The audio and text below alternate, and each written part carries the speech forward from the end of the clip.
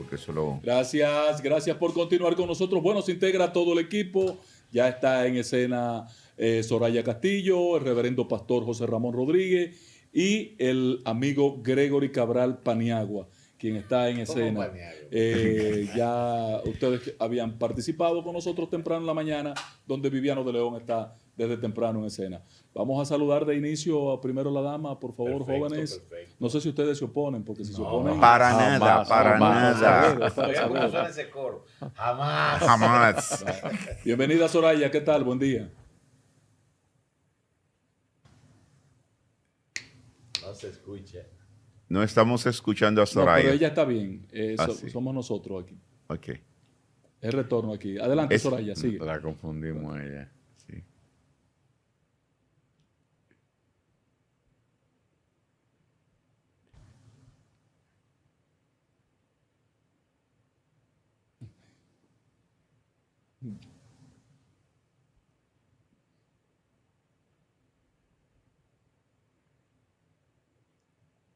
Adelante, don Gregory Cabral. Bueno, señores, bajo la providencia divina de Dios, como es costumbre, nos integramos este segundo bloque de Voz Matutina a través de nuestra plataforma Voz Media Network, Canal 85, en la plataforma de Claro TV, de WinTVO, de YouTube Live, para compartir con todos los dominicanos latinoamericanos en el mundo, en este ejercicio responsable de comunicación que hacemos cada mañana. Bienvenidos, compañeros. Bienvenido. Muy buenos días, bendiciones para cada uno de ustedes, siempre agradeciéndoles que nos permitan entrar a sus casas y esperando que la gracia de Dios esté en sus corazones, en el seno de su familia, y que cada uno de nosotros pueda comprometerse delante de Dios de que hoy puede ser un día en el que los que viven alrededor nuestro digan que es mejor día porque nosotros estamos aquí. Que la paz de Dios sea con cada uno de ustedes hoy y siempre. Un placer tener a la compañera Soraya del otro lado. Así es. Bueno, compañeros Soraya, Viviano, Gregory y José Ramón, mire, yo quiero que ustedes vean el periódico La Información. Por favor, Philly, si puedes levantarnos el periódico La Información en su portada. Algunas de las noticias que trae el periódico ya la hemos comentado. Tuvimos un retraso en la mañana y no pudimos referirnos a esto. Y quisiera aprovechar la presencia de ustedes, esencialmente por el caso de la niña haitiana de Santiago, Estefora Josep. No sé si ustedes tuvieron la oportunidad de ver ayer a los abogados de la defensa, los abogados de la madre, de la familia Josep, anunciar que ya ellos tuvieron acceso a, y quiero reconocer a Dinás Llavería, la magistrada fiscal Dinás Llavería, que está en Santiago dándole seguimiento a este caso. ¿Ok? Que es la procuradora de niños y adolescentes. Tiene sentido y hace sentido que ella esté allá. El expediente, yo había criticado por qué tipificar el expediente como negligente, ¿verdad? Como un asesinato negligente, como un... involuntario. Involuntario, sí, pero sí, por negligencia. Sí.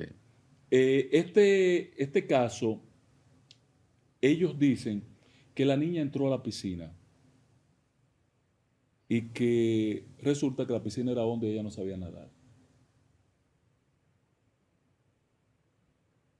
Y que la niña comenzó a ahogarse minutos después de entrar a la piscina. Los niños que estaban alrededor no le hicieron caso y que maestras que pasaron por el lugar hablaban por teléfono y no se percataron mientras la niña pedía ayuda, auxilio, ahogándose. Y que por eso lo tipifican negligente. O sea que sentí satisfacción en el expediente, en la calificación por parte de los abogados. Yo hago el llamado a que este video se haga público. Se haga público. A mí me da pena ver las 4 maestras que han metido en el expediente. No sé por qué no está el colegio, porque allí hay una negligencia y una irresponsabilidad del colegio también, que debe tener consecuencia el colegio con este caso. Hay un aspecto ahí que yo he visto en este caso que me ha llamado poderosamente la atención, que es el asunto del colegio y del Ministerio de Educación, que no lo he escuchado en ninguno de los El aspectos? Colegio de el Ministerio de Educación hizo una expresión pública a través del director regional, que como debe ser, el señor Marte, Pablo Marte, Pablo Juan Marte, eh, diciendo que el colegio había incumplido una normativa que prohibía a los colegios hacer este tipo de excursiones sin el permiso firmado de los padres, que no requirieron, a ningún padre le pidieron el permiso. Y yo sé que es así porque en el colegio donde va el nieto mío, cuando van a salir del colegio, le mandan una notificación y la mamá tiene que firmarla. ¿Ok? Entonces, el colegio también, desde ahí, tiene una responsabilidad. ¿Tienes algo al respecto, Soraya? Soraya.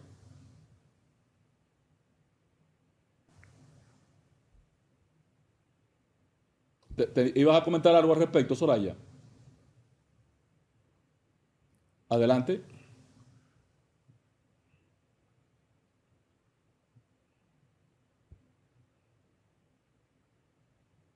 No tenemos retorno.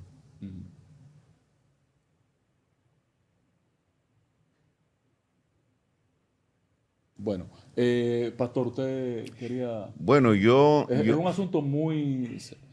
cuando uno ve el caso, la niña, los mismos niños que estaban ahí, que hasta yo los acusé de ser responsables del crimen, porque el informe del INASID no es claro. El informe del INASID dice que murió de ahogamiento con signos de violencia. Entonces tú dices, ¿con signos de violencia? ¿Cómo? ¿Por qué la violencia? Y hay sectores los que quieren darle como un aspecto racista a esto, como se hace por homofobia. El presidente se refirió al tema en la semanal, ¿verdad, Viviano? No Sí, creo que claro, tenga nada que que no podía quedar, que eso no puede quedar impune, que aquí tocó el tema de que aquí no hay racismo En República y además Dominicana no dijo es que había que llegar hasta las últimas consecuencias. Patrón, yo creo que ahí, no sé, yo siempre, y mi esposa, cuando se trataba de estos casos, siempre tratábamos de participar.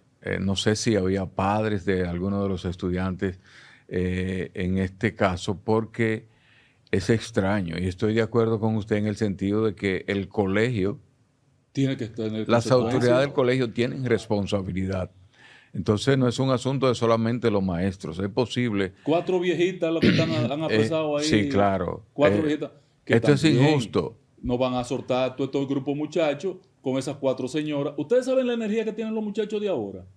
Ustedes han visto y no se consumen. Cuando se trata de Sí. este tipo de excursiones, el colegio tiene un cuerpo de docente o de asistente que se encarga de toda esta situación y de estar ahí presente en vigilancia. Y más cuando se trata de jóvenes que aún no están en la adolescencia. Así es. Es decir, pero lo primero es que los colegios, señores, miren, los colegios privados en su mayoría son muy rigurosos en la manera en que hacen sus actividades extracurriculares. Me cuesta mucho creer que los padres no sabían de la excursión. Me cuesta mucho creer que el colegio salió a una excursión donde había la posibilidad de baño, de agua, sin tener la cantidad de personas para la observación y el cuidado. Y me extraña que fueran a un lugar donde no estuviera la garantía de salvavidas que los lugares donde hay piscina ponen al servicio de los... ¿Sabe por qué todo ese descuido, José Ramón? Porque los dueños del colegio son los dueños de la hacienda. Bueno, entonces eso tiene un poquito más, una implicación doble. Es decir, pero también las sanciones a las instituciones educativas tienen que ser muy cuidadosas por la avalancha que esto representa. Esto es un caso con el que nadie está de acuerdo, pero que debemos ser muy cuidadosos en pedir sangre y en pedir cabeza, porque eso abre una puerta que puede también afectar los procesos de enseñanza-aprendizaje en el sector privado, sobre todo porque la educación de hoy requiere de la salida de las aulas. Entonces, el Ministerio Público de Santiago demostró que no tenía la fuerza para ir contra el colegio. Eso es lo que a mí sí me preocupa. Eso me preocupa mucho. No es un colegio cualquiera, ni los propietarios del colegio son figuras cualquiera del sistema. De todas maneras, Soraya, tienes una opinión al respecto, aunque no te estamos escuchando aquí, tú estás saliendo al aire. ¿Ok?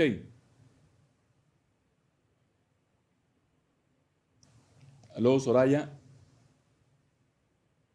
Tiene problemas de conexión, Soraya. De todas formas, ojalá... Precisamente ayer había un problema de conexión con las redes. Sí, muy fuerte. Muy fuerte. Sí, Codetel, claro, aclaró la situación, pero yo creo que ya está superado y le falló no solamente el sistema de comunicación, sino también el sistema de resguardo, porque en una empresa como esta, en un servicio como este, siempre hay, que fue lo que falló también en el Aeropuerto de las Américas, el sistema de seguridad que garantiza el operativo. Señores, ayer nosotros debemos ver en su justa dimensión, no sé si ustedes pudieron apreciar los acontecimientos en el marco judicial aquí, en la capital, en torno al caso Senasa. Sí. Solo quiero destacar que el Ministerio Público en su rueda de prensa dijo que el caso Senasa es el caso más grave de corrupción que el Ministerio Público ha presentado, que este Ministerio Público ha presentado. Mi único problema es que yo oí eso otras veces anteriores. Atroz y siniestro. Exactamente. Es Luego quieren decir que es por la calidad del expediente, que es contra la salud y esto, pero dijeron que es el más grave de los casos de corrupción que ha presentado el presente ministerio. Pero a mí me llamó la atención un tema, compañeros, ojalá y ustedes lo puedan bien apreciar. Es el caso, y yo lo dije aquí ayer, el caso del financiamiento político, con los contratos que se otorgaban porque se había financiado la campaña. ¿Qué lo dice el Ministerio Público? Para mí, esto obliga a que el Ministerio Público el Ministerio Público, el procurador electoral, no, el procurador electoral, okay, debía investigar este asunto de cómo se financiaban campañas y cómo se pagaba tal financiamiento con fondos del Senasa. O sea, eso es un tema delicado y complicado. Patrón, usted ha estado en el ejercicio político Toda la vida. Toda la 40 vida. y tantos años. Y usted sabe que las personas que trabajan en la campaña, en el sector externo, ¿verdad?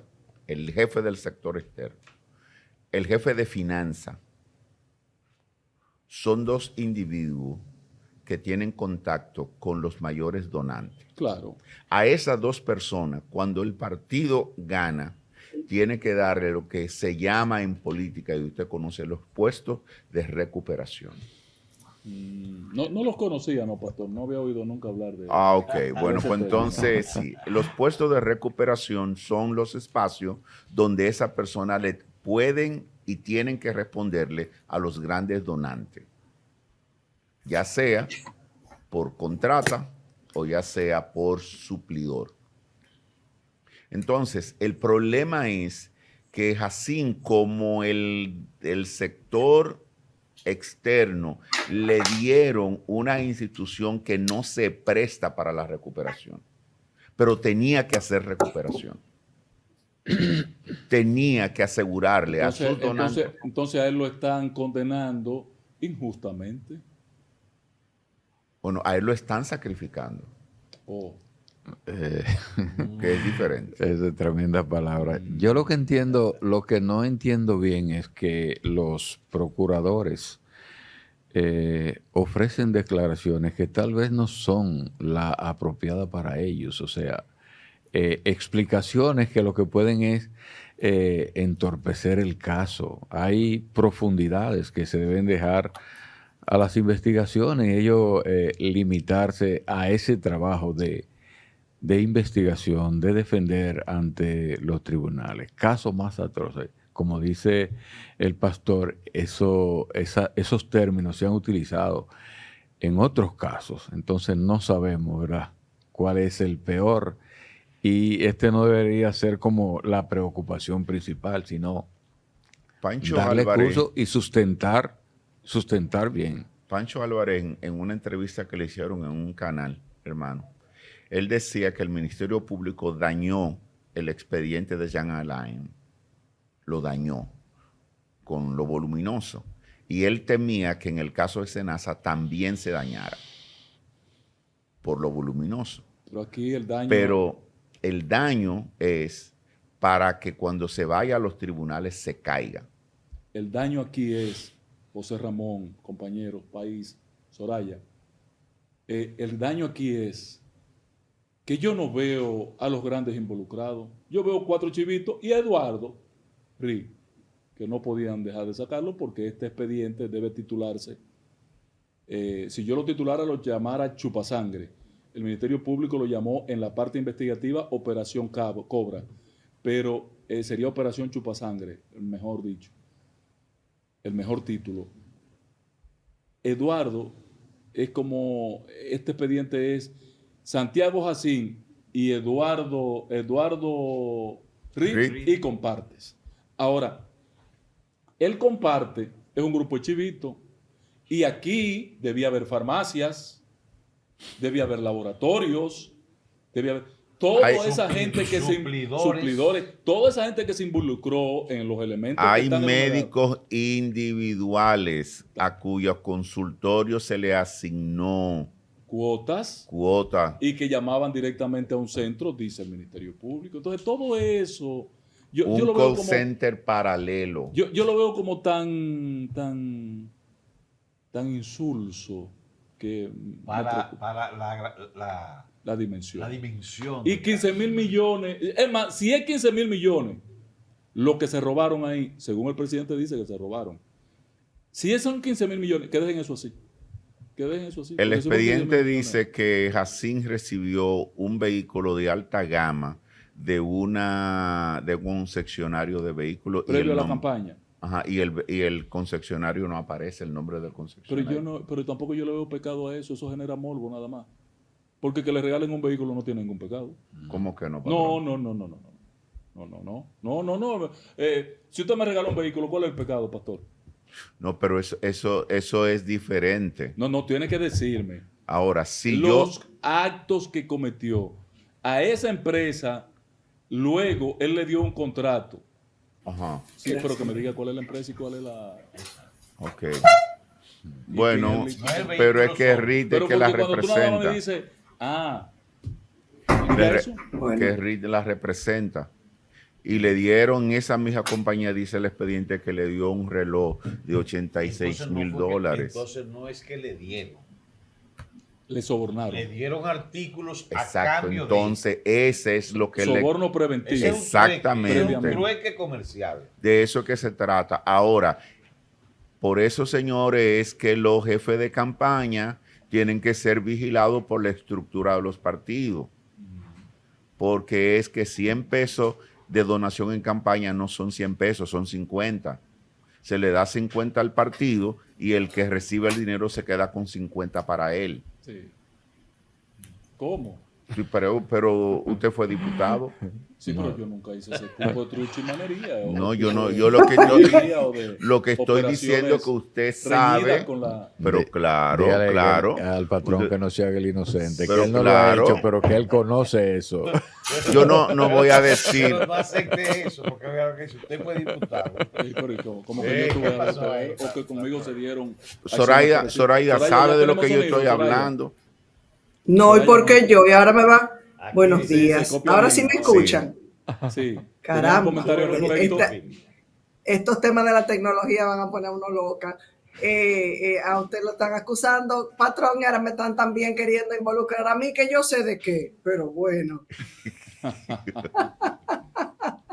La verdad es que uno dice, y yo decía precisamente anoche, respecto a ese punto específico, el tema de los controles. Aquí hay muchos que están fallando, porque es que tienen que haber controles. Pudiéramos decir entonces que todas las instituciones hay que salir huyendo a chequearlas, porque para que no explote después de muchos años. Y también cuando se refieren al tema de la campaña y lo que hay que dar y lo que no hay que dar, eso sí tiene que llamarnos a preocupación. Y ahí está la responsabilidad de la Junta Central Electoral también, lo que cuesta llevar un candidato, sea al Congreso o sea presidenciable, el tema del manejo de los recursos que se utilizan en los temas de campaña. Eso sí tiene que llevarnos a reflexión y eso sí ha sido una tarea pendiente. Por eso es que a los partidos nunca le han interesado las reglas. Tenemos ahí unas reglas que no sirven para mucho.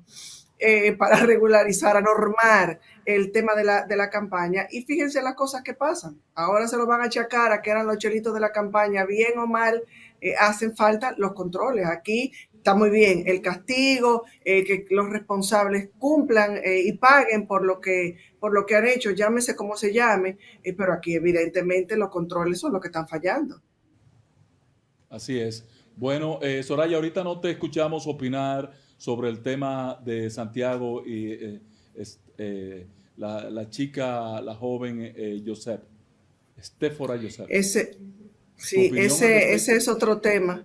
Ese es otro tema también muy triste y lamentable que nos da en la cara. Y precisamente hoy que es Día de los Derechos Humanos, yo pensaba y reflexionaba en ese sentido, porque es una fecha, como siempre, estas efemérides que nos invitan, ¿verdad?, a reflexionar, y en este caso el valor más básico y más sagrado y más universal de todos, que es la dignidad humana. Pero definitivamente que esta situación, hay días que nos obligan a mirar de frente y esta situación es uno de ellos. A mí, cuando leí lo del el abogado de la familia que dice que otros niños, que revelaron que otros niños vieron que la niña luchaba por su vida y que no hicieron nada, eso es devastador, más devastador que cualquier otra parte en el informe, que no hicieron nada, que no sintieron que era su responsabilidad, porque el bullying les había,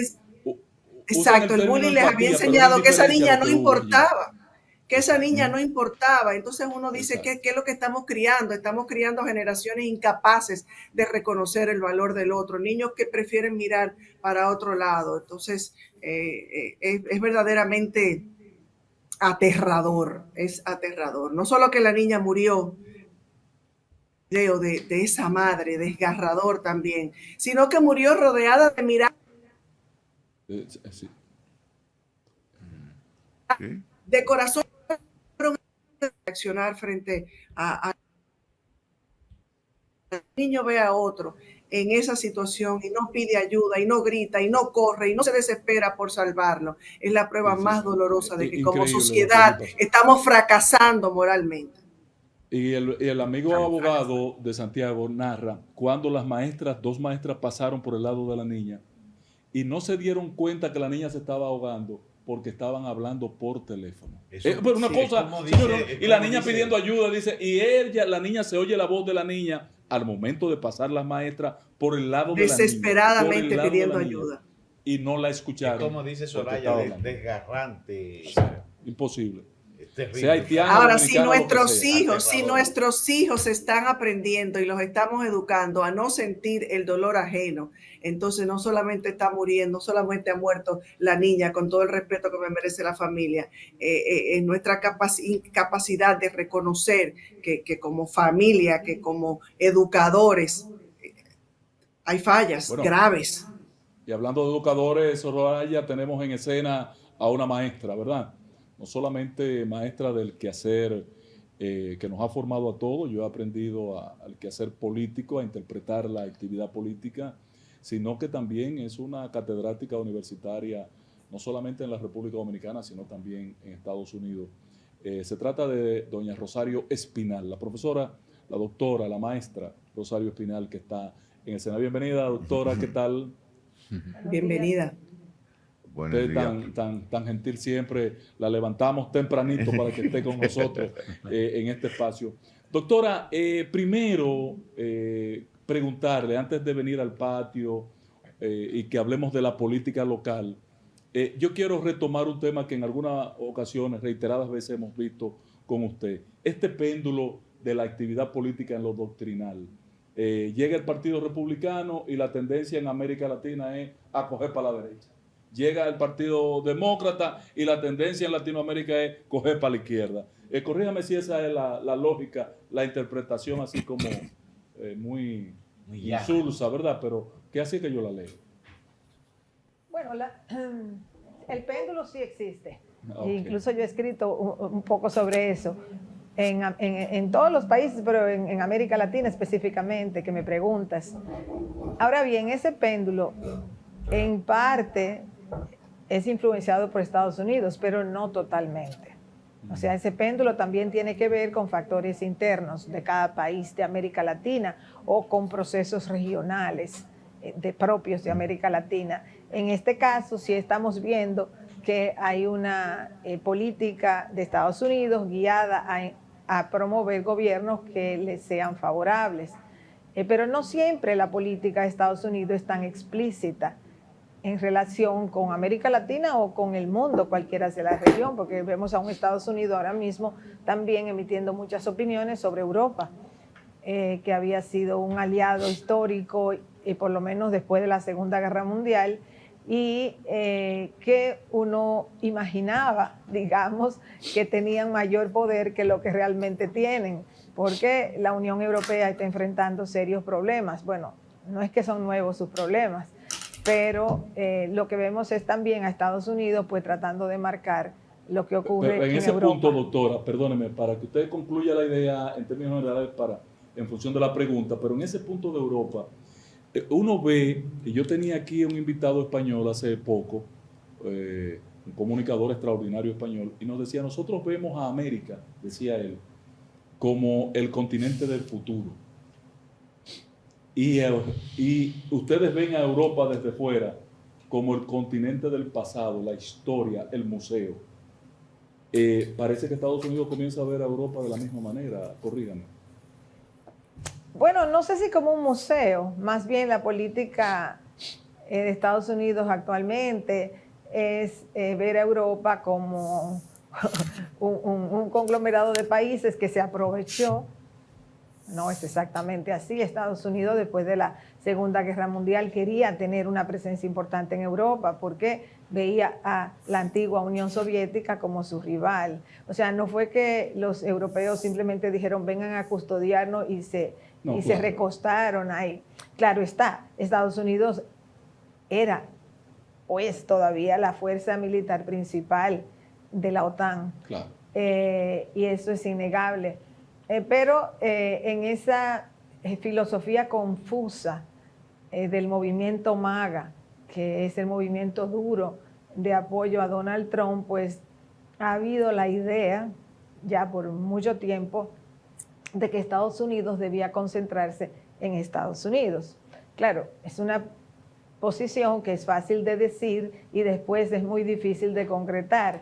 Ahora mismo hay un debate dentro de ese movimiento MAGA de que el presidente Trump se está concentrando mucho en otros países y no en Estados Unidos. Entonces vemos cómo se va dando esa tensión, pero es que Estados Unidos ya tiene más de 100 años siendo una potencia mundial y no hay potencia mundial que pueda vivir al margen de lo que ocurre en el mundo, porque si no deja de ser potencia mundial. Claro. Entonces hay todos esos conflictos. Y en América Latina lo que estamos viendo ahora es un reposicionamiento duro de Estados Unidos con relación a la región. O sea que esa idea como de que existía durante la campaña electoral en países como la República Dominicana, de que con el gobierno de Trump pues habría menor injerencismo, digamos, pues no está resultando así. Por el contrario, en el documento que emitió el gobierno de Estados Unidos recientemente, hace unos días, sobre su visión de la seguridad nacional y de la política exterior, pues lo que se enfatiza es un reposicionamiento importantísimo para Estados Unidos en la región de América Latina y el Caribe. En el caso del el péndulo, este movimiento de la izquierda, usted dice que no solo depende de la política norteamericana, sino también de influencias regionales, pero luce desarticulada totalmente a la izquierda de nuestra región o desacreditada. Mire cómo terminó Chile, mire cómo ha terminado Ecuador, mire cómo ha ido terminando Honduras, Bolivia. Bolivia, o sea que también la izquierda como que hace su aportico para terminar desacreditada. Claro, y luego va a terminar desacreditada la derecha. Entonces es el péndulo. Entonces generan esperanza, cual sea, generan esperanzas, las sostienen aparentemente por un tiempecito y después esas esperanzas, bueno, pues se desploman, y cuando se desploman, entonces viene lo contrario. Esa es la lógica del péndulo. O sea, realmente una de las cosas grandes que estamos viendo en el mundo en estos momentos es que específicamente en el caso del sistema capitalista, porque el caso de los países con sistemas más o menos comunistas, digamos, es otra historia, pero en el caso de los países capitalistas, todos, los desarrollados, los menos desarrollados, lo que estamos viendo es una carencia de respuesta efectiva a las expectativas de la gente. A fines de los años 90, con todo el proceso de globalización del capitalismo, se generaron muchas expectativas de bienestar. Esas expectativas de bienestar constituyen demandas locales en cada país y ha motivado también un proceso migratorio inmenso en todo ese periodo, ya sea por expectativas económicas, o sea, que la gente se va a otro lugar buscando mejor vida económicamente, o por las guerras y las dictaduras que han afectado diversos países. Por ejemplo, toda la migración siria que hubo, o sea, migración de diversos países, digamos, del Medio Oriente, que ha sido una región con muchos problemas. O sea que además de la situación económica ha habido factores de guerra, político, de dictadura, que han motivado una gran migración. Pero esa migración hay que entenderla en el contexto de una expectativa que generó el mismo sistema capitalista de que íbamos a vivir mejor. Esa fue la gran promesa de la globalización del capitalismo, que incluso llegó a un país como China. ¿Por qué? Porque al China convertirse en la gran zona franca de Estados Unidos, porque fue así. O del mundo, doctora. No, después del mundo. Pero quien hace a China una gran zona franca es Estados Unidos. Porque Estados Unidos vio ahí una gran mano de obra barata, y para producir todo lo que iba a consumir Estados Unidos no era con zona franca chiquita como hay en la República Dominicana o en Centroamérica. Entonces vieron a China como ese país con tanta mano de obra barata, tanta población y tanta disciplina, el potencial de disciplina laboral, que es algo a tomar en cuenta también. Entonces Estados Unidos es quien ayuda a China a convertirse en lo que China es hoy. Luego ya China, con su capacidad productiva, comenzó entonces a penetrar en muchos otros mercados. Y ejemplo tenemos en la República Dominicana, con todos los negocios chinos, las empresas chinas, etc. Entonces,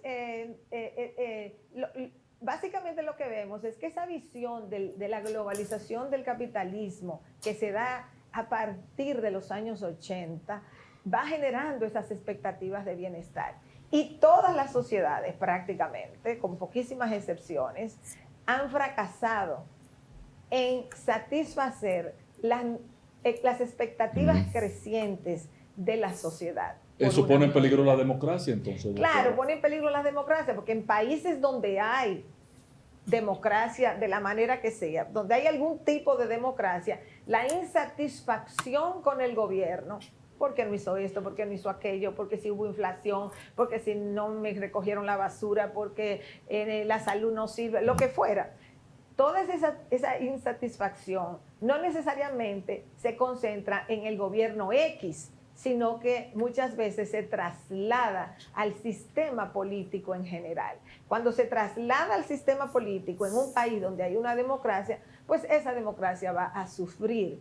Porque es distinto cuando tú dices, el problema es el gobierno de tal partido o de tal presidente. Entonces tú buscas una alternativa si hay una democracia electoral. Pero cuando tú dices que el sistema no sirve, y hay una narrativa fuerte de que el sistema no sirve, porque también otra de las cosas que están pasando en este momento es que a fines del siglo XX y principios del siglo XXI, junto con esa globalización del capitalismo y esas expectativas de mayor bienestar, también se fueron ampliando los derechos ciudadanos. Doctora, el aspecto demográfico hoy en día es fundamental en estos tiempos. ¿Cuál es el futuro de Europa? Viendo una Europa como con liderazgos tan diferentes que a veces parece difícil ponerse de acuerdo y la vemos solamente como un parque temático, como que no la vemos como cohesionarse un liderazgo sólido como bloque, como Unión Europea.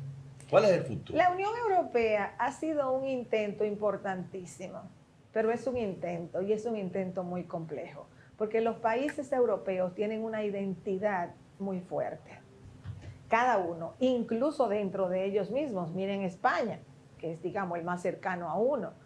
Miren a España, el asunto de los catalanes, los vascos, o sea, digamos, todas las naciones dentro del país que llamamos España, que son conflictos serios hasta el día de hoy. Sí. Entonces, imagínense ustedes que hay conflictos dentro, bueno, incluso que si se va a independizar toda la zona catalana, que si no sé cuándo, bueno, todo ese tipo de cosas. Entonces, Europa tiene una identidad muy fuerte en sus países y como decía, incluso dentro de los países. ¿Qué sucede?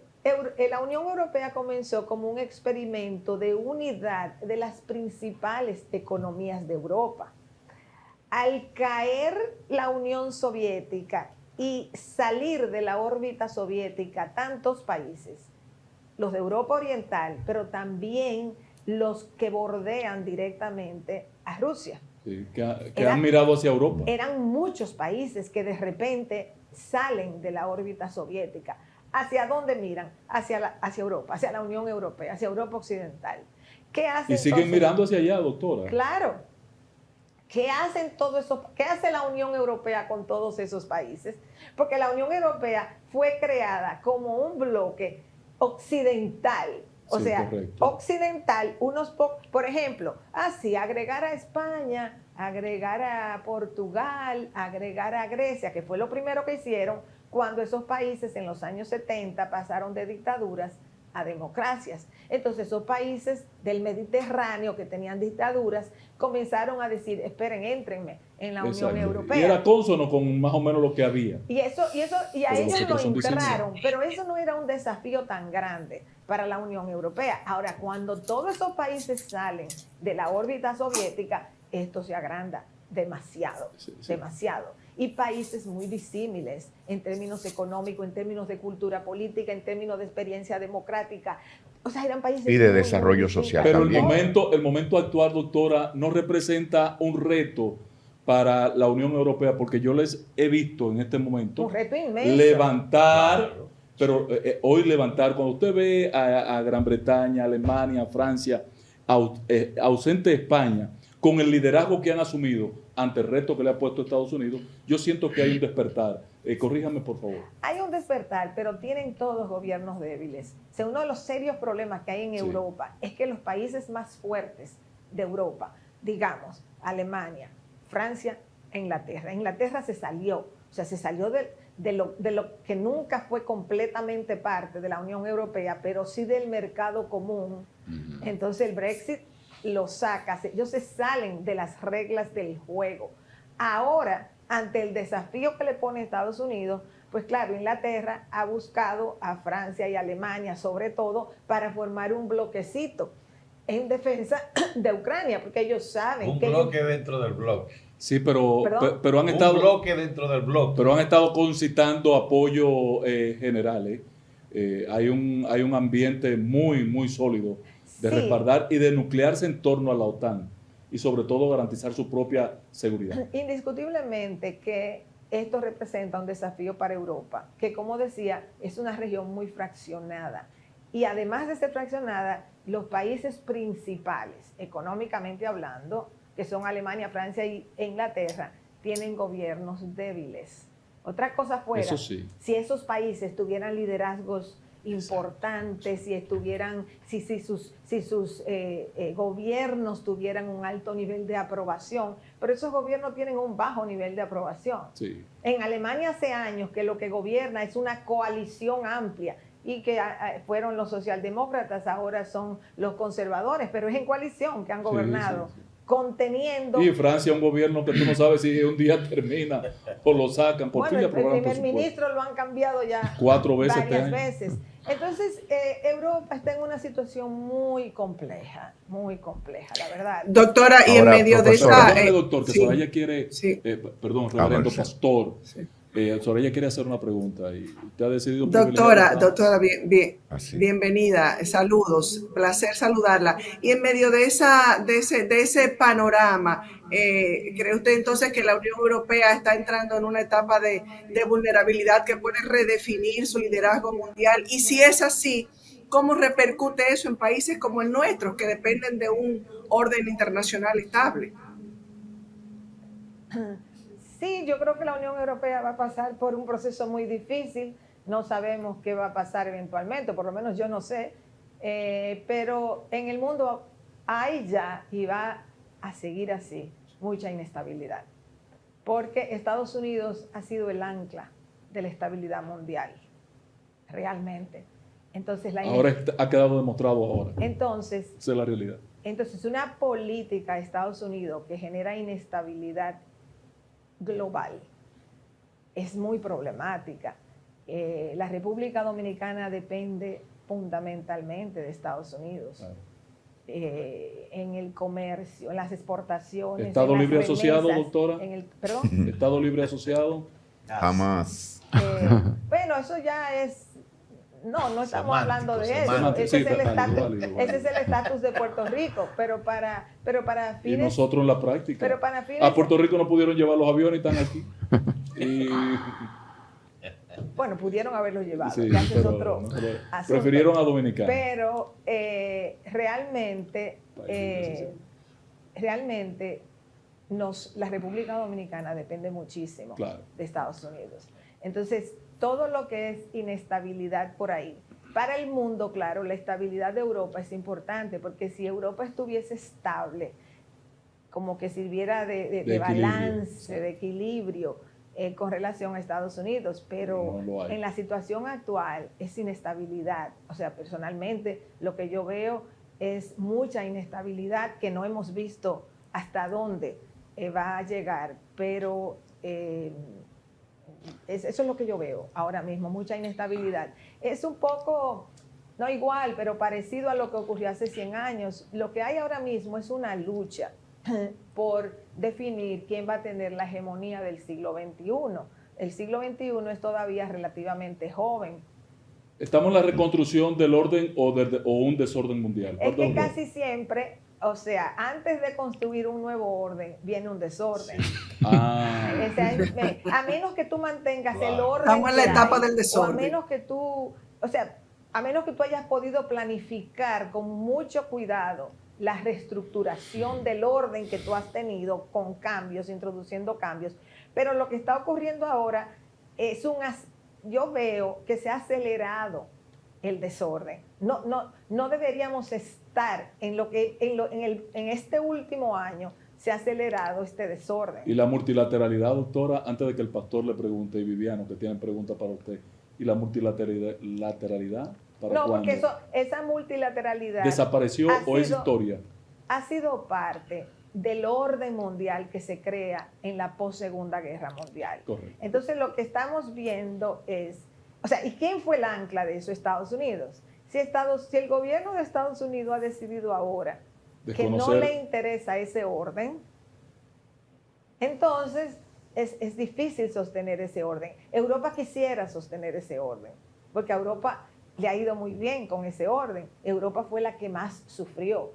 Bueno, Japón, Europa, de la Segunda Guerra Mundial. Estados Unidos no sufrió, porque Estados Unidos tiene la gran ventaja de tener 2 océanos y 2 países que no le hacen competencia militar, ni que tienen una actitud agresiva hacia Estados Unidos, ni Canadá ni México. Por eso no se comprende la posición de Trump con respecto a dos países que no han representado un peligro para Estados Unidos. Entonces, Estados Unidos tiene la gran ventaja de que no está rodeada de enemigos, como es el caso de China, como es el caso de Rusia, de India, que está rodeada o por lo menos de personas que no quieren vínculo con ellos. Entonces, toda esta situación ha acelerado en este último año este desorden mundial. ¿A dónde nos va a llevar? No lo sé.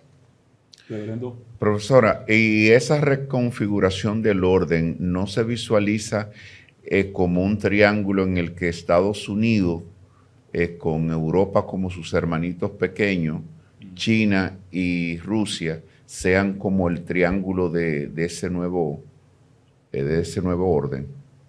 O sea, Estados Unidos con Europa, por Exacto. un lado, luego Como un bloque, China y Rusia, es decir, ese triángulo sería lo que... El triángulo sería Estados Unidos, Europa, China y Rusia. Pero Estados Unidos y Europa como un juntos. solo, como un solo bloque. como un Pero es solo que bloque. eso es Así lo- debía ser, así eso era es ahora. lo que era. O sea, eso es lo Así que era ha ahora. sido. Pero quien lo está desarticulando es Estados Unidos. Entonces, si Estados Unidos lo desarticula, no va a ser así. O sea, Estados Unidos lo que le está diciendo, o el gobierno de Trump, vamos a ver qué pasa después ya, pero lo que el gobierno le está diciendo a Europa es, ustedes, por su cuenta, resuelvan su vida. Sí. Básicamente, no Y le qué están bueno que ha sido diciendo- así, porque se han puesto las pilas y Alemania se está armando. Pero en todavía serio. Estados Unidos en la OTAN sigue siendo una Sí, Sí, gramita. fuerza. claro, sí, porque no es que Estados Unidos se ha retirado militarmente de la OTAN, no, son los mensajes que está enviando, es el dinero que no está aportando para algunas cosas que antes aportaba. O sea, toda la discursiva política del gobierno actual de Estados Unidos no es de hagamos un bloque con Europa o mantengamos el bloque con Europa, es de Europa, sálvense ustedes como puedan, que ya yo no le Voy a seguir siendo socorro. ayudando. Viviano de León. Doctora, primero saludarla, agradecerle porque ¿Usted se acuerda del viejo Viviano del periódico Listín Diario? en momentos Cuando él y Fabio que Cabral eran los dueños de ese estuve periódico. en la redacción del Listín Diario, siempre que la llamaba, ahí estaba. O sea, nunca decía que no. Una mujer de Y fina atención. estar hoy aquí a esta hora demuestra que siempre ha estado dispuesta a hablar y hablar con efectividad y con credibilidad. Mi pregunta Enseñando siempre. enseñando. Trasladándonos aquí a la República Dominicana, ¿cómo visualiza el panorama político de la República Dominicana y estas nuevas relaciones entre República Dominicana y los Estados Unidos? Bueno, yo desde hace un año estoy diciendo que lo que más le conviene a la República Dominicana es que no piensen en ella, que se olviden de ella. Con que no nos molesten es suficiente. Y lo comencé a decir hace un año. Eso es lo que más le convendría. Pues no a le la salió bien, ¿no? República Porque están pensando en Dominicana. nosotros. Entonces, la República Dominicana, como decía anteriormente, tiene una alta dependencia económica de Estados Unidos. 2 Y- millones de dominicanos en Estados Unidos en este momento, señores. Claro, o sea, como decía, es exportaciones, es turismo, es remesas, son muchas cosas. Entonces, hay que sortear esta situación de la mejor manera posible. ¿Lo está haciendo bien el gobierno? El gobierno tiene opciones limitadas. Muy servil. Qué manera. El- Qué el- manera. No, una maestra, patrón. Atado de el- manos, el- pero el eso gobierno es tiene opciones preocupante y limitadas, peligroso. Y el término servil es peyorativo. Perdón. Entonces, hay que ver cómo evolucionan las cosas en términos de lo que decide hacer el gobierno dominicano o no. Es una situación difícil, eso es lo que yo creo que hay que entender. ¿Tienen agarrado al gobierno dominicano por el pichirrí? Patrón. Bueno, Soraya, Yo lo dije mejor, dije atado de manos, pero, Soraya, patrón, un ya. minutico, Soraya, para que la doctora termine la Chequea el idea audio, Phil. y yo poder hacer el cambio a Santiago. Y entonces venimos contigo, ¿te parece? Ok. Doctora, termine usted la idea, por no, favor. cualquier gobierno dominicano, en cualquier momento. Está agarrado por el pichirrí. Exactamente, porque la República Dominicana tiene una dependencia muy fuerte de Estados Unidos. Claro, tú puedes decir, pues que no la tenga. Ahora eso tiene un precio. O sea, todo tiene un precio. Entonces, yo escribí un artículo la semana pasada que lo titulé ¿Con qué fuerza se casa un guardia? Que básicamente lo apliqué a este asunto de la posición de la independencia y la soberanía nacional. Y lo concluí diciendo, excúsenme soberanistas, ¿con qué fuerza se casa un guardia? O sea, realmente son si está en la frontera ya se puede casar. Bueno, yo expliqué en el artículo que usaba esa expresión vieja de cuando los guardias rasos ganaban poco y no habían sobornos. Sí. Entonces, o sea, de ahí es que yo lo puse así en el artículo. Doctora, de ahí es que viene la expresión. Sí. Hoy en día ya es distinto, pero realmente cuando yo escucho todos esos discursos soberanistas, está muy bien que los digan y que no sé cuánto y bla, bla, bla, pero realmente la República Dominicana es un país muy dependiente económicamente. Un Estado libre y asociado. Doctora, permítame un minutico, Viviano, por favor. Ok. Si le vas a hacer una Era pregunta la para que parte responda del panorama político local. Sí, local. No, venimos al panorama político local en breve. Soraya, un minutico, por favor. Vamos a una breve pausa, muy breve, y retornamos para producir el cambio a Santiago. Gracias.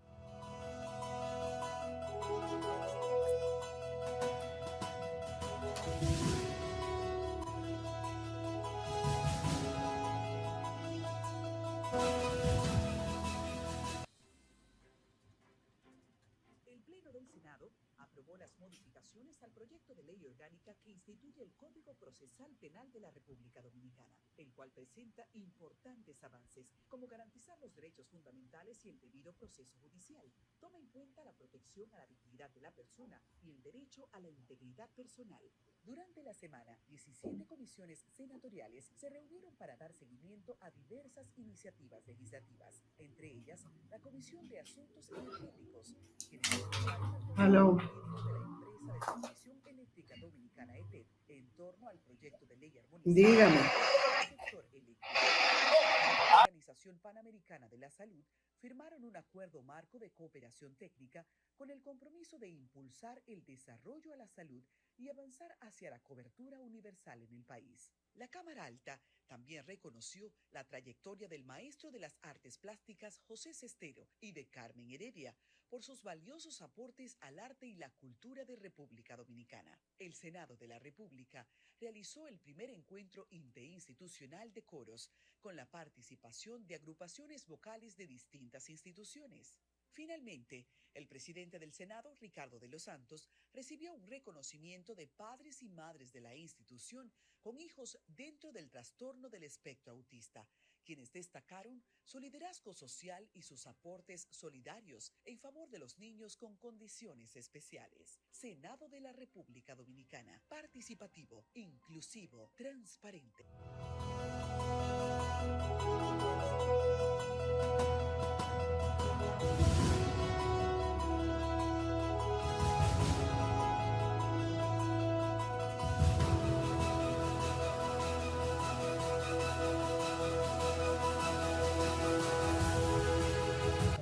Gracias por continuar con nosotros. Un minutico, Soraya, por favor. Viviano tenía una pregunta en pauta. Claro, le formulo de nuevo las preguntas. República Dominicana, el momento que estamos viviendo, la situación política actual, ¿cómo se visualiza y las miras hacia el 2028?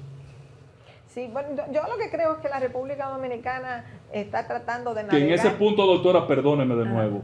Usted era algo tímida para opinar sobre el 28. Ya usted puede hablar con libertad. No, falta mucho. Ya se ven las cosas muy claras. No. El panorama está... Pero me vas a tener tú que decir qué claridad es que hay. Yo no tengo clara para el 28, para nada. Yo no creo que la situación está clara. Es muy temprano para ver el 28. Yo creo que hay que todavía navegar por aguas turbulentas antes del 28, por varias aguas turbulentas. Sí, sí. El país, ojalá que no le pidan mucho, ojalá que la economía se mantenga más o menos. Es una economía que ha crecido menos este año que lo acostumbrado. Ojalá que creciera un poco más el año que viene. Yo diría que ojalá que creciera más la economía, ojalá que no le pidieran mucho a la República Dominicana y ojalá que el gobierno estableciera algunas prioridades en vez de estar tratando de hacer cositas de aquí a allá y no completar, no, o sea, la gente tiene que ver proyectos terminados, tiene que ver eficiencia. El gobierno tiene que evitar a toda costa que se repitan casos como este de Senasa, porque la corrupción fue el motivo por el que llegó al poder, y si la población tiene o genera una sensación de que esto es tan corrupto como el pasado, entonces el gobierno perdería una fuente importantísima de credibilidad y el principal motor que lo llevó al poder. Entonces el gobierno tiene que prestarle mucha atención a eso. Hay otros casos como Senasa Soraya, por que favor. van a explotar pronto. O el narcotráfico. ¿Tiene usted alguna opinión de la narcopolítica, del narcopartido, de si se van a llevar un senador y 2 o 3 diputados, como ha publicado un medio en el día de ayer? Es que el narcotráfico está por donde quiera. Cuando hay una actividad económica tan grande e ilegal, eso es sinónimo de corrupción y de violencia. En mi artículo de hoy en la prensa, que lo titulo Adictos y Narcotráfico, yo lo explico. O sea, mientras la sociedad, las sociedades... Ya no me los comparte, doctor, usted ¿Perdón? Ya no me los comparte los artículos suyos. Estoy en desgracia. El punto está en que Por soberanista. un negocio tan grande como es la droga, Sí. y la droga es un negocio grande, porque los seres humanos, todos los seres humanos, tienen algún tipo de adicción. No siempre a la droga, claro está. Claro. Y no siempre una adicción es totalmente o muy negativa. Hay adicción, por ejemplo, al trabajo. Bueno, esa adicción puede ser positiva, a veces es negativa porque entonces tú no atiendes tu familia o lo que sea. Todas las adicciones tienen un aspecto negativo. Ahora, hay adicciones como el caso de la droga, el caso del alcohol, el caso del juego, de apuestas. Ese tipo de adicción es sumamente problemática. Y la droga es muy problemática porque tiene un impacto muy fuerte en el organismo humano y en la conducta humana. Impacta tu conducta, tu organismo, pero también impacta la vida con tu familia, la vida con tu comunidad, la vida en sociedad. Entonces, la adicción, que es una tendencia humana, si se refugia en la droga, genera un mercado muy grande de demanda. Si nadie consumiera droga, no habría narcotráfico, porque nadie estaría interesado en comprar ese producto. Entonces, como siempre va a haber adictos, porque eso es inevitablemente humano, tener un negocio tan grande que a la vez promueve y genera más adicción es un serio problema. Entonces, el tema del narcotráfico, en el tema del narcotráfico coinciden los criminales y los moralistas. ¿Por qué? Porque ambos propugnan porque se mantenga la ilegalidad del comercio de la droga, o sea, el narcotráfico. Si tú dices no se puede legalizar porque eso es pecaminoso, entonces, bueno, tú coincides con lo que quisieran capos de la droga, que quisiera que se mantenga ilegal también, porque así hacen grandes fortunas fuera de la ley. Vale.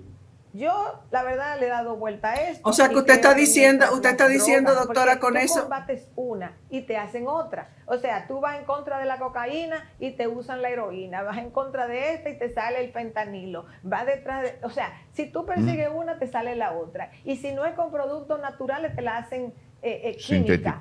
Entonces, sintética. Entonces, realmente esto tiene que pensarse de otra manera, porque la forma tradicional en que un negocio tan grande se ha pensado, manteniendo la ilegalidad, eso es sinónimo de corrupción y de violencia. Y tuvimos Soraya Castillo tiene una... Y tuvimos la experiencia Sí, del alcohol. yo tenía otra pregunta. Philly, Tenía no otra copiamos. pregunta. Otra pregunta en el aspecto. Sí, ¿me escuchan? No la oímos, Philly. Philly. Sí. Está trabajando, Philly. Ok. Doctora, en el tema de la droga, podríamos pensar, primero, yo creo, como Donald Trump, yo creo en muy pocas cosas de la de Donald Trump, nada más en dos. Se está como poniendo de acuerdo. No, dos. Él va a ir cayendo, él va a ir Dos cayendo. nada más, pero en el caso de Donald Trump, sobre que ha sustentado muchas de sus políticas, en este caso de la operación en el Caribe, como justificada en el fracaso de la guerra contra la droga, que viene desde los años 70, 80. Y la verdad que ha sido un fracaso la guerra contra la droga que declaró la ONU, Estados Unidos, la multilateralidad, eso fracasó. Y ya lo que se propugna es por legalizar por lo menos un tipo de droga. ¿Usted estaría de acuerdo con que países como el nuestro, ya Estados Unidos ha legalizado una parte de sus drogas, y que la suerte del narcotráfico sea la del whisky de los años del principio del siglo pasado? Toda lucha contra el narcotráfico va a fracasar. La de los años 80, la de los 90, la del 2000, la del 2025. Toda lucha contra el narcotráfico va a fracasar, porque tú estás enfrentándote a un negocio ilegal que mucha gente demanda. Entonces, ¿cómo tú vas a controlar eso? Porque tú tirotees unos barquitos que andan por el Caribe. Lo que hace que encarece el producto. Puede ser que le encarezca, puede que, ni siquiera estoy segura que le encarece. Porque hay muchas formas de tú generar eso, hay muchos productos, Sí, claro. Que tú La puedes droga competir. sintética en Estados Unidos, en cada manzana hay un laboratorio. Entonces, como tú tienes muchas opciones de producción, no es un producto que ese viene de Colombia, y si yo acabo y la arraso ahí con la cocaína, ya yo resolví el problema del narcotráfico a nivel mundial. No es así, es de muchos países del mundo. Entonces, por eso es que eso es una ficción. Eso es un uso, el decir que se están combatiendo el narcotráfico, porque tú no puedes combatir el narcotráfico. Es un negocio demasiado grande. De 30 millones de consumidores. Perdóname, pastor, yo creo que ya sí podemos escuchar a Soraya. Adelante, Soraya. Sí, ahora se escucha. Así, Sí, correcto. sí. Sí, bueno, Fuerte es y claro. que gracias, hace un momentito, doctora, cuando usted hablaba y mencionaba, me puse nerviosa porque quería decirle, entonces la solución pudiera ser legalizarla. Ya usted luego ha explicado en el momento en que no se escuchaba, pero aún así me inquieta pensar que la solución al narcotráfico, y no sé si yo caigo en el grupo de las moralistas, es legalizar la droga. Cuando otros países que tal vez han tomado esa decisión, pues también ha sido un fracaso. Pensar en la salud, pensar en la juventud. Es que Sería la estamos solución, asumiendo, la legalización de la droga. Mire, todos los caminos son complejos. Se me ponen los pelos de punta. Yo no estoy diciendo que es fácil. Si la mantienen ilegal, pues seguiremos la vida entera en el mismo show. Yo estoy dando una opinión. No estoy diciendo ni siquiera que legalizarla es fácil. Eso implica una serie de cosas. Ahora, asumir que nosotros estamos matando la juventud o pervirtiendo la juventud porque una cosa se legalice cuando esa juventud la está consumiendo ilegal, y en vez de ir a comprar a un lugar específico se la compra al del colmado o al doblar de la esquina o de la banca o de la no sé dónde. Y de ahí los muertos. Entonces, es que eso es lo que te deja. O sea, que todo comercio ilegal. Imagínense que no es droga. Imagínense que el comercio de televisores fuera ilegal, porque no es bueno ver televisión, porque la televisión le daña la mente a la gente. Imagínense que el comercio de televisión fuera ilegal. O sea, combatir el comercio de televisión, tú la tendrías que comprar no sé dónde, esconderla en tu casa. La ilegalidad lo hace más adictivo. Claro, Y la educación, por ejemplo, doctora. la juventud. No hay cosa más llamativa para la juventud que algo que Lo está prohibido. Prohibido. O sea, eso es sumamente llamativo. Entonces, esa idea de que si yo te lo prohíbo le estoy haciendo un bien a la juventud es problemática, es muy problemática. Nosotros no le estamos haciendo bien a la juventud. ¿Le estamos haciendo bien a la juventud legalizándola? No, yo no estoy diciendo que le estamos haciendo bien a la juventud. Lo único, o sea, toda juventud que cae en la droga como forma de adicción, porque que hay diferentes tipos de adicción. A un joven le puede coger con montar bicicleta no sé cuántas horas a un nivel de adicción. Pero bueno, eso no le va a hacer daño probablemente a la sociedad y a su familia, que corra y que corra y que corra, aunque lo haga a un nivel de adicción. Entonces, el problema está en que hay adicciones muy negativas y la droga es muy, muy, muy negativa. Ahora, Que si la legalizamos estamos dando un mal ejemplo. Bueno, si la tenemos prohibida, la están consumiendo como quieran y hay mucha corrupción y hay mucha violencia en torno a eso. Entonces, podemos estar contentos así, hay que mantenerla ilegal, hay que mantenerla ilegal porque tenemos que tener esa posición moral. Perfecto, manténganla ilegal, pero miren lo que pasa. O sea, por ser ilegal es en base a pagos de soborno, llámese corrupción, y eso deja una estela de víctimas y de victimarios, porque no hay otra forma de tú manejar un negocio grande, ilegal, no hay otra manera de hacerlo. Entonces, educación hasta que la no hay, gente doctora. no se siente a pensar en eso, seriamente, vamos a tener esta situación. Y en el caso particular de la actividad política en República Dominicana, doctora, que se ha visto impactada por la presencia del narcotráfico, ¿podría haber una solución? Bueno, la única solución es si se acabara el narcotráfico. Déjelo ahí. En vez de un café, doctora, en vez de un café, estuviéramos fumando un tabaco marihuana antes de entrar Sí. Volviendo al tema político. Legalizarla es que todo el mundo la use. Mire, yo no fumo, detesto el acto de fumar. Yo no me fumo ni un cigarrillo regular, ni un cigarrillo de marihuana, ni un cigarrillo de menta, ni un cigarrillo de lo que me dé. A mí el acto de fumar me parece horrendo. O sea, el acto de inhalar algo que produce humo. Entonces, yo no soy una candidata a ese tipo de comportamiento. El problema con la droga es que no es fumarse un cigarrillo de marihuana, es que la gente se la inyecta. Ustedes han visto drogaditos en las calles tirados con jeringuillas. Eso es patético, patético. Sí. Y entonces es un consumo sumamente problemático. No, si fuera un cigarrillito de marihuana, no, eso no es la gran cosa. Es la cantidad de adictos que hay a esos niveles. La diversificación que ha subido. De 30 millones en los Estados Unidos, creo que ha llegado a 80 en los últimos años. Y 100,000 muertos al año. Doctora, finalmente, usted, la verdad que yo me sentí casi me corto las venas aquí cuando usted me dijo que le buscara luz en el túnel del quehacer político de frente al 28. Doctora, yo veo el escenario con claridad. Yo veo que en el PRM hay uno o dos candidatos, ya no nada está tan más. Claro. Ya si tuve uno o dos, ya no está claro. Uno o dos candidatos, claro, con un peligro de que uno de los dos se puede ir del partido o echarle un jabón al sancocho. Yo veo en Fuerza del Pueblo como alternativa o a Lionel o a Omar. Y si Lionel abre los ojos y ve con claridad lo que están diciendo las encuestas, se tiene que haber dado cuenta que es Omar el futuro. Después no hay más nada en el escenario, porque en el PLD, a pesar de la salida de Gonzalo, del esfuerzo que hace Francisco Javier, yo no veo perspectiva de que puedan levantar un candidato. Corríjame, doctora, y deme luz. No, esa luz yo la tengo también, esa mismita. ¿Y entonces por qué la oscuridad suya? Bueno, porque nosotros no sabemos cómo va a terminar el proceso en el PRM.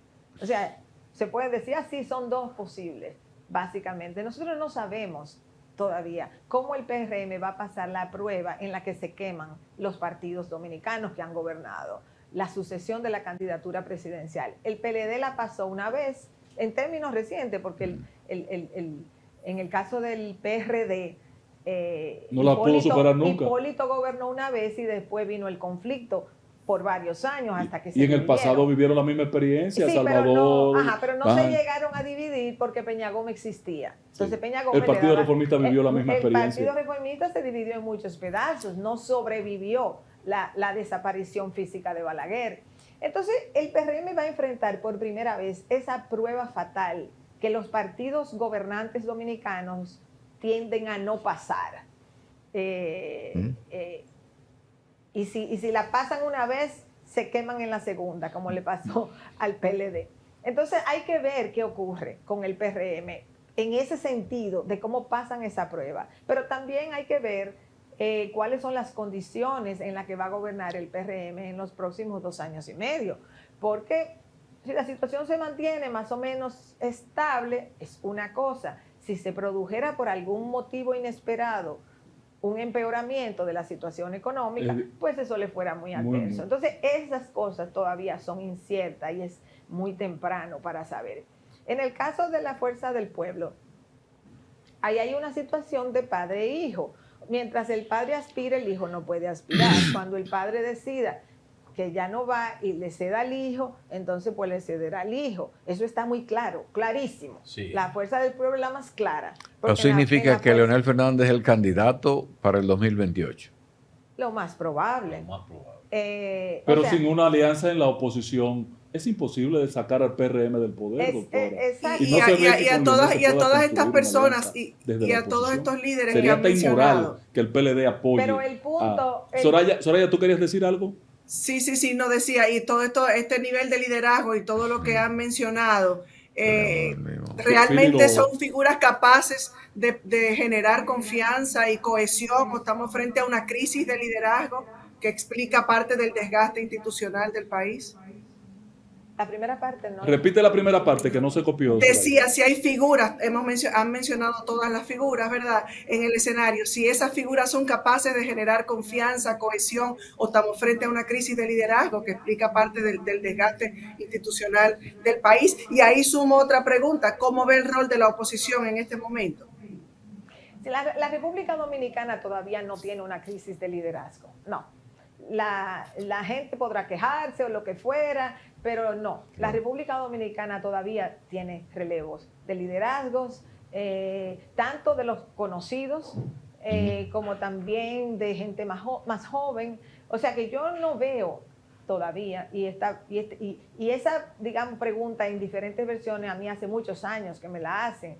El día que yo lo vea voy a decir que sí, pero yo todavía no veo en la política dominicana una crisis de liderazgo que amenace el sistema tal cual existe. No lo veo para el 28, por ejemplo. Yo creo que en el 28, incluso si se presentan condiciones adversas, yo creo que el sistema existente es capaz de generar alternativas. Así que eso por un lado, yo no veo una situación caótica en este momento, eso sí lo tengo claro. Pero ya específicamente, como decía, en el PRM, eso es lo que veo, lo que indicaba. En la Fuerza del Pueblo la situación es muy clara, o sea, va a ser Leonel, y el día que Leonel decida que no es él, bueno, pues será su hijo, clarísimo eso. Sí. Y en el PLD es el partido que tiene el gran desafío de forjar nuevos liderazgos, porque no los tiene. El PLD necesita ir forjando liderazgos, eso toma tiempo. A veces hay figuras conocidas que logran remontar, a veces eso se da, a veces no se da, a veces tiene que surgir alguien nuevo que pueda ir capitalizando el vacío de liderazgo, porque realmente en el PLD sí que hay un vacío. Danilo Medina ha querido seguir presidiendo el partido. Me imagino que él supone que solo él puede mantener esa estructura del PLD unificada, que no se le produzcan más divisiones o desmembramientos. Entonces él asume eso, pero a la vez él no puede repostularse, o sea que él no puede ni siquiera ser un referente de posibilidad presidencial para ese partido, y el partido o lo va a hacer por las buenas, o lo va a hacer por las malas, o lo va a hacer manteniéndose unido, o lo va a hacer dividiéndose, no sabemos, pero sí tiene que generar un liderazgo, y no es cualquier liderazgo, es que tiene que ser un liderazgo muy fuerte no en el sentido autoritario, sino de mucho atractivo como figura política, porque tiene enfrente a la Fuerza del Pueblo con un liderazgo definido, con sus ventajas y desventajas, pero con un liderazgo definido, y tiene al PRM, que aunque no sepamos quién va a ser candidato, pero tiene diferentes alternativas, tiene un liderazgo ahí. Entonces el PLD es el que tiene que dedicarse a eso. Por eso yo hace un tiempo dije que eso de buscar una candidatura presidencial para el PLD no tenía absolutamente ningún sentido. Ellos lo que tienen es que trabajar para ir formando gente y motivando gente que aspire a ver quién de ellos logra emerger con algún atractivo. Doctora, finalmente, Hablando he solo de escuchado tres mucha gente partidos, con el aunque hay otros temor partidos. de que República Dominicana pueda caer en lo que ha caído Venezuela, precisamente por lo desacreditado que está el sistema de partido. ¿Existe en la República Dominicana algún peligro en ese sentido? No. La credibilidad del partido es buena en este país. No, en la República Dominicana no hay peligro de que ocurra lo que ocurrió en Venezuela. Claro. Y son varias razones, no es solamente una. Primero, aquí no hay petróleo. Aquí no hay una riqueza que permita generar ese tipo de régimen Tierra político. rara, doctora. Segundo, la economía dominicana es muy abierta, depende mucho de tener un gobierno más o menos aceptable. Las economías de Centroamérica no son así, ni de Honduras, ni de El Salvador, ni nada de eso. Tercero, la República Dominicana a través de 50 años ha desarrollado una clase empresarial grande, grandísima, Claro. muy importante, que también Que sustenta impacta. el desarrollo del país. Cuarto, la República Dominicana ha mantenido un sistema de partidos que mal que bien, cojeando, faltándole una pata, como se le quiera decir, ha estado funcionando. Entonces, todas esas razones hacen que la República Dominicana no sea candidata para que aquí ocurra lo que ocurrió en Venezuela. Desde Doctora, el Doctora, PRM han manifestado intención de rehabilitar a Danilo. Usted dijo que eso... Es imposible. Doctora, feliz Navidad. Gracias Finalmente, por su solidaridad. doctora. Zoraida está Zoraida, diciendo ¿quería algo. decir algo? Sí, sí. Bueno, es que se ha limitado, doctora, o nos hemos limitado siempre a hablar de los tres partidos grandes, pero el panorama político no se limita solo a ello. Hay agrupaciones políticas pequeñas, pudiera mencionarle la Fuerza Nacional Progresista, sí, y otras que también inciden en el debate Ni nacional. fuerza, ni Influyen, nacional, ni hay- progresista. Señores, espérense. Son actores marginales también y van ganando, tratando de encontrar ese espacio. Los Puede países- los pesar partidos para el emergentes, 2028 en el escenario político. Caballeros, pero no sean maleducados. Aquí hay 34 partidos. 34 bisagras. No es por falta de partidos. Ahora bien, 31. este es un país con tradición de partidos grandes.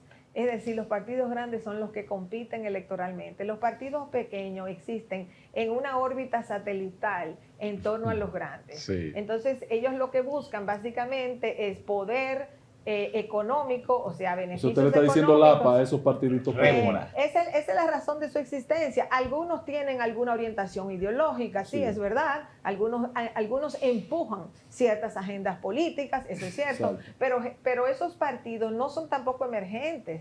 Ahí hay muchos partidos que De 70 han años. existido desde hace mucho tiempo. Claro. Y los más, digamos, Primero que lo emergentes, a los más nuevos, digamos, yo personalmente no le veo ningún Gracias a la futuro potestad que de le da la ley crecimiento de poderse por el aliar. momento. Mientras aquí haya una estructura de partidos grandes, esos partidos van a hacer eso. Ellos van a estar en esa órbita satelital y por eso antes iban en coalición con el PLD. Después todo de repente, casi todos, pasaron a ir Sí. con el PRM. Entonces ellos se mueven con el péndulo Como el de péndulo. la política partidaria dominicana. Y así es que ellos existen. O sea que yo por ahí no es que veo el día, si es que ocurre, que colapse el sistema de partidos dominicanos, lo que va a surgir es una figura X.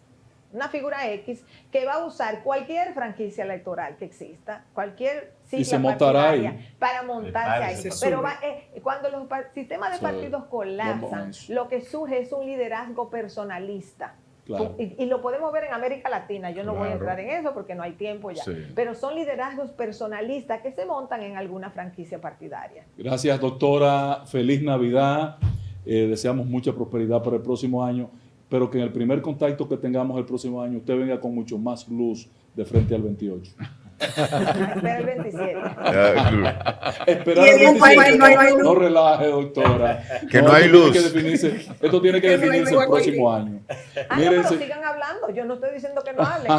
De algo hay que hablar. Sabe que Y la la- política entretiene mucho. en La doctora República siempre ha sido Dominicana. evasiva respecto Está a esa clara la pregunta. doctora. No le gusta vaticinar. señores, por vamos a tanto una breve tiempo. pausa. Gracias a la doctora Rosario Espinal, a esta maestra catedrática politóloga que la verdad es que uno se deleita y quisiéramos pasar el día entero con Sí. ella en este escenario. Yo veo al pastor con la babita aquí Sí, saliendo. sí, yo... Vamos a la pausa, regresamos.